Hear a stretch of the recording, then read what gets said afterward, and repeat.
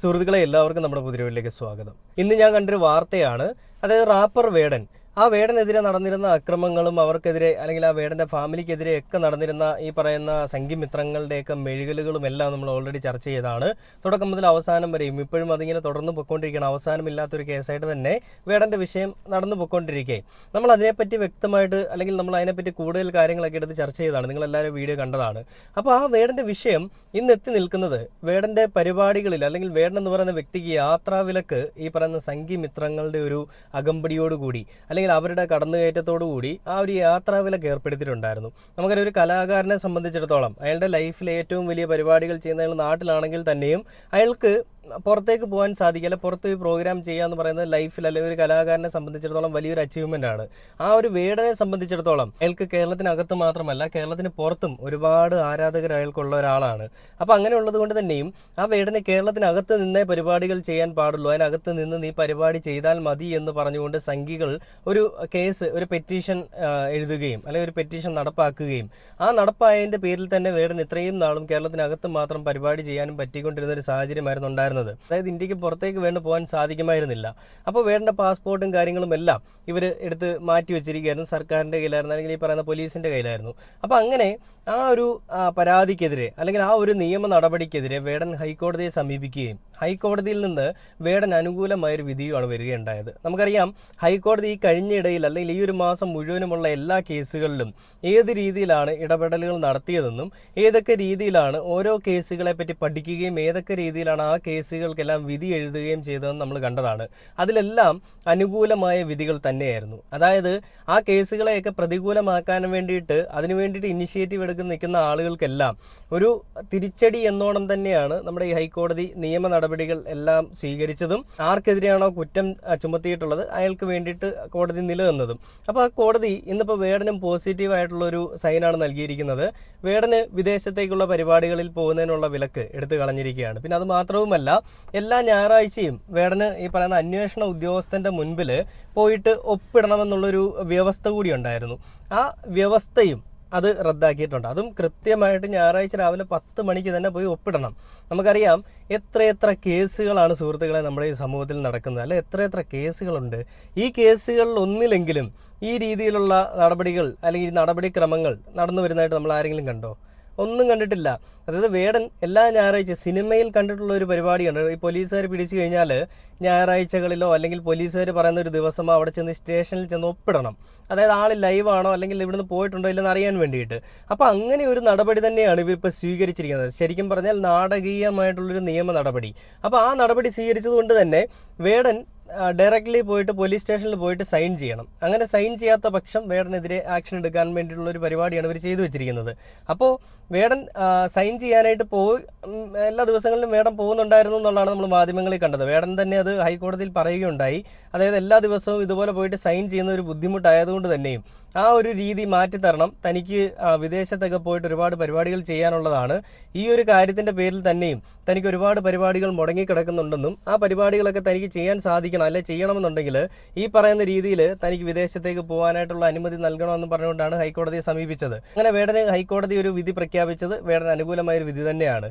ഇത് വീണ്ടും സംഘിക്കുട്ടന്മാർക്ക് ഒരു അടി കിട്ടിയതായിട്ടാണ് നമ്മൾ കാണുന്നത്. നമുക്കറിയാം മമ്മൂക്കയുടെയും ദുൽഖറിൻ്റെയും ഒക്കെ വിഷയത്തിൽ സംഘികൾ കളിക്കുകയും ആ കളികളിൽ കൂടി സംഘികൾക്ക് വീണ്ടും ഒരു തിരിച്ചടി കിട്ടിയത് എവിടെ കൂടായിരുന്നു? അതും ഹൈക്കോടതിയിൽ കൂടി തന്നെയായിരുന്നു, അല്ലേ? അതായത് സംഘികൾ കളിച്ചൊരു കളി കസ്റ്റംസിനോട് ഹൈക്കോടതി അതിരൂക്ഷ വിമർശനമാണ് നടത്തിയത്. അതായത് 4ാമത്തെ 5ാമത്തെ ഓണറാണ് ദുൽഖർ സൽമാൻ എങ്കിൽ അതെങ്ങനെയാണ് ദുൽഖർ സൽമാൻ മാത്രം കുറ്റക്കാരനാവുന്നത്? അങ്ങനെയെങ്കിൽ ആദ്യം ആ വാഹനം കരസ്ഥമാക്കിയ ഒരാൾ, അതിനുശേഷം 2ാമത് ആ വാഹനം മേടിച്ചിട്ടുള്ള ഒരാൾ, ഇങ്ങനെയുള്ളവർ അവിടെ നിലവിൽ ഉണ്ടായിരിക്കുമ്പോഴും എങ്ങനെയാണ് ദുൽഖർ സൽമാൻ മാത്രം ഈ തെറ്റുകാരനാവുന്നത്? ഇൻ കേസ് ദുൽഖർ സൽമാൻ, അതിന് മറുപടി ഇവർ കസ്റ്റംസ് കൊടുത്തത് വാഹനം അനധികൃതമായിട്ട് കൊണ്ടുവന്നാണ് ഈ രേഖകൾ കെട്ടിച്ചമച്ചതെന്നായിരുന്നു. അപ്പോൾ അങ്ങനെയെങ്കിൽ രേഖകൾ കെട്ടിച്ചമച്ചതാണെന്നുണ്ടെങ്കിൽ ആ കെട്ടിച്ചമച്ച രേഖകളാണെന്ന് സാധൂകരിക്കുന്ന അല്ലെങ്കിൽ അങ്ങനെയാണെന്ന് അത് തെളിയിക്കും വിധമുള്ള രേഖകൾ അത് സമർപ്പിക്കേണ്ടതും അല്ലെങ്കിൽ ആ രേഖകൾ കണ്ടുപിടിക്കേണ്ടതും കസ്റ്റംസ് ഉദ്യോഗസ്ഥരുടെ കടമയാണെന്നും ഹൈക്കോടതി വിമർശിച്ചു. അപ്പോൾ അതിന് പിന്നാലെയാണ് ഈ പറയുന്ന ED കൊണ്ട് വീട്ടിൽ കയറ്റി മെഴുകിയത്. എന്നിട്ട് അവിടെ നിന്ന് കിട്ടിയില്ല. ഈ സംഭവങ്ങൾക്കെല്ലാം ശേഷം വീണ്ടും കടുംപിടുത്തം പിടിച്ച കസ്റ്റംസ് നമ്മൾ കണ്ടാണ്. ഈ ദുൽഖറിൻ്റെ അടുത്ത് ഹൈക്കോടതി പറഞ്ഞ അപേക്ഷ നൽകിയാൽ വാഹനം തിരിച്ചു തരും, ആ വാഹനം തിരിച്ചു തരുന്നില്ല എന്നുണ്ടെങ്കിൽ കസ്റ്റംസ് ഉദ്യോഗസ്ഥർ അതിന് മറുപടി മറുപടി നൽകിയാവണം എന്തുകൊണ്ടാണ് വാഹനം തിരികെ നൽകാത്തതെന്ന്. അപ്പോൾ ദുൽഖർ വീണ്ടും അപേക്ഷയുമായി പോയി. അദ്ദേഹത്തിന് വാഹനം തിരികെ കിട്ടി. അദ്ദേഹത്തിൻ്റെ ഡിഫൻഡർ വാഹനം തിരികെ കിട്ടി. ആ തിരികെ കിട്ടിയ വാഹനം, ആ വാഹനത്തിന് പിന്നാലെ വീണ്ടും ദുൽഖറിനെതിരെ പരാമർശങ്ങൾ വന്നു. ദുൽഖറിൻ്റെ ഓഫീസിൽ ഒരു സ്ത്രീ പീഡനം നടന്നു. ദുൽഖറിൻ്റെ കൂട്ടത്തിലുള്ളൊരു സംവിധായകനാണ് ചെയ്തത്. ദുൽഖറിൻ്റെ പേരായിരുന്നു എല്ലാ മുഖ്യധാരാ മാധ്യമങ്ങളുടെയും ഹെഡ്ലൈൻ. അതെന്തുകൊണ്ടാണ്? മമ്മൂട്ടിയുടെ മകനാണ്, ദുൽഖർ സൽമാനാണ്. അതുകൊണ്ട് കിട്ടാൻ പോകുന്ന TRP വാല്യൂ കൂട്ടാനും അതുകൊണ്ട് കിട്ടാൻ പോകുന്ന ആ കോളിളക്കം അതുണ്ടാക്കാൻ വേണ്ടിയിട്ട് മാധ്യമങ്ങൾ കളിച്ചൊരു കളി. നമുക്കറിയാം, ഒരേ എല്ലിൻ കഷ്ണത്തിൻ്റെ രണ്ടറ്റ ഉറിഞ്ചി ജീവിക്കുന്ന വൃത്തികെട്ട വർഗ്ഗങ്ങളാണ് രാഷ്ട്രീയവും മീഡിയയും.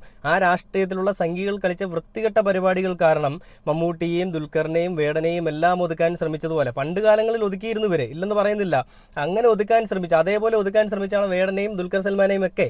എന്നാൽ അതെങ്ങും എത്തിയില്ല. അവരുടെ ആ ശ്രമങ്ങൾ വെറും പാഴായി പോയി എന്നുള്ളതാണ് നമ്മളിവിടെ കാണുന്നത്. അപ്പോൾ അതിൽ നമ്മൾ കാണുന്ന ഏറ്റവും സ്വീകാര്യമായ, ഏറ്റവും സ്വാഗതാർഹമായ, ഏറ്റവും സന്തോഷകരമായ ഒരു വിധിയാണ് ഹൈക്കോടതി പ്രഖ്യാപിച്ചിട്ടുള്ളത്. അപ്പോൾ ഇതിൽ നമ്മൾ മനസ്സിലാക്കേണ്ട ഒരു കാര്യം, സംഘികളുടെ മെഴുകലിന് വേണ്ടിയിട്ട്, അല്ലെ സംഘികൾക്ക് മെഴുകാൻ വേണ്ടിയിട്ട് ഇത്രയധികം കാര്യങ്ങൾ സംഘികൾ കണ്ടുപിടിക്കുന്നുണ്ടെന്നുണ്ടെങ്കിൽ നാളെ വരും ദിവസങ്ങളിലും ഏതൊക്കെ രീതിയിൽ സംഘികൾ പല കാര്യങ്ങളും കണ്ടുപിടിച്ചുകൊണ്ട് വരും. ഇപ്പോൾ വേടന് വിദേശത്തേക്ക് പോയി പരിപാടികൾ ചെയ്യാനുള്ളൊരു അനുമതി ഹൈക്കോടതി നൽകി.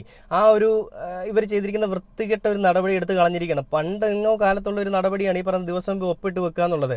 അങ്ങനെയാണെന്നുണ്ടെങ്കിൽ ഈ ദിവസവും പോയി ഒപ്പിടണം, 10 മണിക്ക് മുൻപ് തന്നെ പോയി ഒപ്പിടണം, അന്വേഷണ ഉദ്യോഗസ്ഥൻ എപ്പോൾ വിളിച്ചാൽ ഹാജരാവണം. എത്ര കേസുകൾ കേരളത്തിൽ ഈ രീതിയിൽ നിങ്ങൾ നടപ്പിലാക്കിയിട്ടുണ്ട്? ഇങ്ങനെ നിങ്ങൾ ജാമ്യം കൊടുത്തു വിട്ടുള്ള എത്ര ഗുണ്ടകളുണ്ട്, എത്ര ചെറ്റകളുണ്ട്. ഇവന്മാരാരെങ്കിലും എല്ലാ ദിവസവും, എല്ലാ മാസവും, അല്ലെങ്കിൽ എല്ലാ ആഴ്ചകളിലും ഞായറാഴ്ചകളിലും പോയിട്ട് 10 മണിക്ക് മുൻപ്, നിങ്ങൾ പറയുന്ന സമയത്തിന് മുൻപ് നിങ്ങളുടെ സ്റ്റേഷനുകളിൽ വന്നിട്ട് ഒപ്പിടുന്നുണ്ടെന്നുള്ളത് നിങ്ങൾ എത്ര മാധ്യമങ്ങൾ, അല്ലെങ്കിൽ എത്ര ന്യൂസിൽ നിങ്ങൾ കൊടുത്തിട്ടുണ്ട്? ഒരിടത്തും ഞാൻ കണ്ടിട്ടില്ല. ആകെ ഞാൻ ഈ ഒരു സംഭവം, നമ്മുടെ സേനയിലുള്ള ആളുകൾ ഇപ്പോഴും ഈ സമ്പ്രദായം പിന്തുടരുന്നുണ്ടെന്നുള്ളത് ഞാൻ അറിയുന്നതല്ല, ഞാൻ മനസ്സിലാക്കുന്നത് ഈ വേടൻ്റെ വിഷയത്തിന് ശേഷമാണ്. ഇത് വേടൻ എല്ലാ ഞായറാഴ്ച, നിങ്ങൾ ഓർത്ത് വയ്ക്കുക സുഹൃത്തുക്കളെ, ഒരു ഞായറാഴ്ച എന്ന് പറയുന്നത് ഒരു വീക്കെൻഡിലായിരിക്കും ഒരുപക്ഷെ ഒരു പരിപാടി കിട്ടുക. ആ പരിപാടിക്ക് വേണ്ടിയിട്ട് അയാൾക്ക് പ്രാക്ടീസ് ചെയ്യണം, അയാൾക്ക് അതിന് വേണ്ടിയിട്ട് മേക്കപ്പ് ചെയ്യണം, അയാൾക്ക് അതിന് വേണ്ടിയിട്ടുള്ള എല്ലാ പ്രിപ്പറേഷൻസും എടുക്കണം. അങ്ങനെയുള്ളപ്പോൾ രാവിലെ 10 മണിക്ക് പോയിട്ട് സ്റ്റേഷനിൽ പോയി ഒപ്പിടുക എന്തെങ്കിലും കഴമ്പുള്ളൊരു കാര്യമാണ്. അതുമല്ല, പരസ്പര സമ്മതത്തോടു കൂടിയുള്ള ഒരു ശാരീരിക ബന്ധം, അതൊരിക്കലും ഒരു പീഡനമല്ല, അല്ലെങ്കിൽ ഒരിക്കലും ഒരു വയലേഷൻ അല്ല, ഒരു ഹരാസ്മെൻ്റ് അല്ല, ഒന്നുമല്ല എന്ന് കോടതി പറഞ്ഞിരിക്കെ പിന്നെ എന്തിൻ്റെ പേരിലാണ് വേടനെ ഈ രീതിയിൽ കൊടുക്കാൻ ശ്രമിക്കുന്നത്? ഇതെല്ലാം സംഘികളുടെ ഈഗോ സാറ്റിസ്ഫാക്ഷൻ തീർക്കാൻ വേണ്ടി തന്നെയാണ്, അല്ലേ?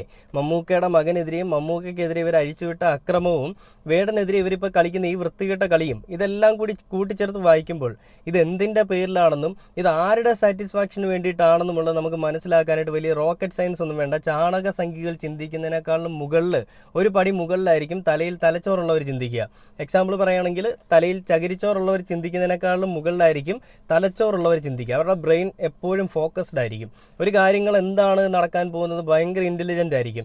അങ്ങനെ ഇൻ്റലിജൻ്റ് ആയതുകൊണ്ട് തന്നെയാണ് നമുക്കിതെല്ലാം മനസ്സിലാവുന്നത്, ഇത് ആരാണ് ഈ വൃത്തിയുടെ കളികൾ കളിക്കുന്നത് എന്നുള്ളത്. അപ്പോൾ സംഘികളുടെ വിഷമങ്ങൾ എങ്ങും എത്താൻ പോകുന്നില്ലെന്ന് കാണുമ്പോൾ എനിക്ക് വല്ലാത്ത വിഷമമുണ്ട്. സംഘിക്കുട്ടന്മാരെ, നിങ്ങൾ എന്തെങ്കിലും ഇനി ഇതിനു വേണ്ടി ചെയ്യണം, വേടനെ കൊടുക്കണം എങ്ങനെയെങ്കിലും, അല്ല അവൻ കയറി പൊക്കളയും. അവനെപ്പോലെ ഒരു ജാതിയിൽ പിന്നോക്ക സമുദായത്തിൽപ്പെട്ട, അല്ലെ ജാതിയിൽ പിന്നോക്കം നിൽക്കുന്ന ഒരു വ്യക്തി കയറി വരാൻ പാടില്ല. എന്തെങ്കിലും നമുക്ക് ചെയ്യണം, സമരം ചെയ്യണം, മരണം വരെ സമരം ചെയ്യണം. എന്തൊക്കെ ചെയ്താലും നിൻ്റെയൊക്കെ ഉള്ളിലുള്ള ഈ വൃത്തികെട്ട ജാതീയ ബോധവും മതബോധവും വർണ്ണബോധവും വിവേചനവും ഒന്നും ഒരു കാലത്തും ഈ കേരളത്തിൽ നിങ്ങൾക്കൊരു സീറ്റ് കിട്ടില്ല എന്ന് ഞാൻ എടുത്തു പറയണം. സീറ്റിന് വേണ്ടിയിട്ടാണ് ഈ വൃത്തികേട് കാണിക്കുന്നതെന്നുണ്ടെങ്കിൽ ഒരു കാലത്തും നിങ്ങൾക്ക് സീറ്റും കിട്ടില്ല. നിങ്ങളെപ്പോലെയുള്ള ജാതി വിരുദ്ധന്മാരെ, അല്ലെ മതങ്ങൾ പറഞ്ഞുകൊണ്ട് മനുഷ്യർക്കിടയിൽ സ്പർദ്ധയുണ്ടാക്കുന്ന, അല്ലെ വർണ്ണവിവേചനങ്ങൾക്ക് വേണ്ടിയിട്ട് വർണ്ണവിവേചനങ്ങൾ സൃഷ്ടിക്കാൻ ശ്രമിക്കുന്ന ഈ നീചന്മാരെ ജനങ്ങൾ മനസ്സിലാക്കുമെന്നും പറഞ്ഞുകൊണ്ട് ഇനി ഒരിക്കലും നിങ്ങൾ ഏതൊക്കെ രീതിയിൽ മെഴുകാൻ ശ്രമിച്ചാലും നിങ്ങളുടെ ഉള്ളിലുള്ള ആ ബോധം എന്താണെന്നുള്ളത് ജനങ്ങൾ മനസ്സിലാക്കുമെന്നും പറഞ്ഞുകൊണ്ട് ഈ ഒരു വീഡിയോ അവസാനിക്കുകയാണ്.